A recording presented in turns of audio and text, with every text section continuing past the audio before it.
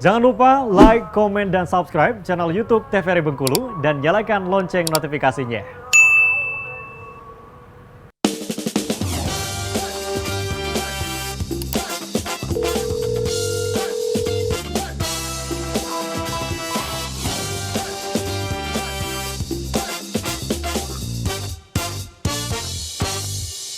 Pemirsa, kembali lagi di Dokter Kito bersama Kita Sehat. Tentunya tadi kita sudah menanyakan gitu ya untuk bagaimana nih mengendalikan emosi makan yang kayak ngerasa lapar terus nih. Kalau dari sudut pandang dokter sendiri nih kira-kira kenapa nih? Oke, jadi memang mungkin seperti itu ya memang polanya ya. Jadi pada kasus obesitas itu memang pasti si pasiennya itu akan merasa mudah lapar. Makanya tadi dua, frekuensinya meningkat, jumlah atau porsinya juga meningkat. Jadi kalau frekuensi itu harusnya kita 3 kali sehari ya makan ya, sarapan, makan siang dan juga makan malam.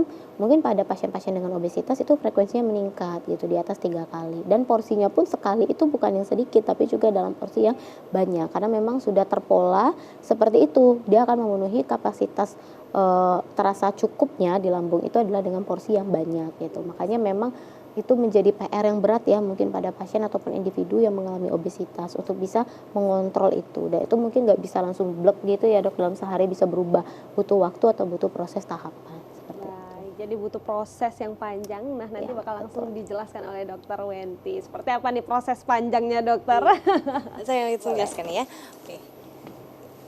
Jadi tadi kan menyangkut pertanyaan tadi ya Mbak ya. Oke. Jadi kenapa merasa lapar terus sudah dibantu dijelaskan sama Dokter Rizda ya. Jadi sebenarnya lambung itu Masya Allah sekali ya. Dia sangat elastis tuh. Dia bisa mengecil dan membesar sesuai dengan kebutuhan. Nah pada pasien obesitas pada pasien obesitas itu kebiasaan makannya dengan porsi yang besar itu membuat kapasitas lambung membesar.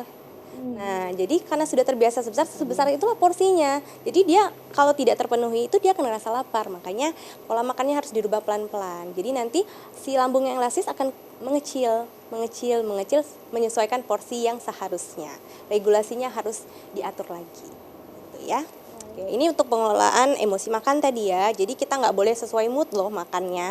Kita harus kenali benar-benar ini makannya karena lapar. Makanlah hanya pada saat merasa lapar, bukan karena lapar mata. Ya. Betul ya dok ya, lapar mata kadang-kadang. Oke, nah ini pola tidur. Ternyata pola tidur atau istirahat juga mempengaruhi ya dan harus dirubah kalau pada pasien obesitas ya. Jadi istirahatlah atau tidur dengan cukup sekitar 6-8 jam. Kenapa? Gitu kan. Karena kurang tidur menyebabkan lebih banyak peluang waktu untuk makan, banyak waktu kosong kita buat makan. Kemudian kurang tidur juga waktu beraktivitas fisik menjadi lebih sedikit. Nah, yang menyebabkan obesitas itu adalah kelebihan lemak tadi atau kelebihan energi yang tidak seimbang dengan energi yang dikeluarkan. Jadi kan banyak nih tumpukan tadi, tapi yang dikeluarkan sedikit karena kurangnya aktivitas fisik, apalagi tidur ya. Benar sekali. Jadi kalau lapar kayaknya tidur aja ya dok ya. Kalau puasa mungkin tidur aja ya. Oke, nah ini komplikasinya ya. Nah tadi kan udah sempat disinggung ya Mbak ya. Apa saja dampak obesitas itu ternyata banyak sekali. Seperti dijelaskan Dokter Lisda tadi ya, pintunya ini, pintu pemancing untuk penyakit-penyakit lain masuk dan biasanya itu penyakit-penyakit kronis ya. Ya, seperti diabetes, stroke, penyakit jantung koroner, hipertensi, asam urat, kemudian penyakit ginjal, perlemakan hati, bahkan kanker. Jadi itu juga bisa menyebabkan kanker ya. Jadi pemicunya ada di obesitas ini. Obesitas ini. Dan perubahan gaya hidup kita. Makanya harus diatur ya. Oke, nah bagaimana cara mencegahnya nih? Ini yang panjang sebenarnya. Jadi cara pencegahannya ini mulai dari bayi, balita, anak dan remaja, dewasa dan lansia. Jadi mencakup semua kalangan ya, karena obesitas itu tidak mengenal usia. Jadi pada bayi itu bagaimana pencegahannya? Yang pertama lakukan IMD ketika lahir ya, inisiasi menyusui dini. Kemudian usahakan ASI eksklusif sampai umur 6 bulan. Melanjutkan ASI sampai usia 2 tahun. Kemudian MPASI pada usia 6 bulan. Dan pemberian makanan bayi anak sesuai kelompok umur. Nah, aktivitas fisiknya pun ada loh pada bayi ini, yaitu tummy time ya. Bayi aja ada aktivitas fisik, apalagi orang dewasa loh. Jadi wajib banget hukumnya. Benar. Nah, untuk balita itu aneka ragam makan pangan yang lebih banyak yang bergizi ya, karena itu golden periodnya ya. untuk perkembangan balita tadi. Kemudian jangan terlalu banyak digendong, biarkan dia main di lantai, berlari-lari, karena itu sekalian untuk sensorinya ya, mote sensorinya ya.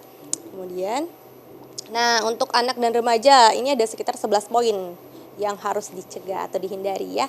Tidak makan sambil nonton TV, batasi penggunaan gadget, karena makan yang terlalu lama itu bisa menyebabkan semakin banyak makan nih. Kemudian perbanyak aktivitas di luar ruangan, biasakan makan dengan keluarga, selalu sarapan sehat ya. Kemudian tadi udah disinggung juga ya, kurangi makanan siap saji. Jadi junk food itu harus dikurangi ya. Makanya usahakan membawa bekal makanan sehat kalau ke sekolah ya. Banyak makan sayur dan buah, mengkonsumsi aneka ragam pangan, tidak merokok loh ya. Untuk anak dan remaja ini tidak boleh merokok dan hindari makan minuman ringan dan bersoda. Karena itu tinggi gulanya. Ya. Gulanya. Jadi memang harus dijaga pola makan dengan baik ya dokter ya. Memang harus lifestyle kita yang harus berubah ya menjadi lebih sehat dan lebih teratur.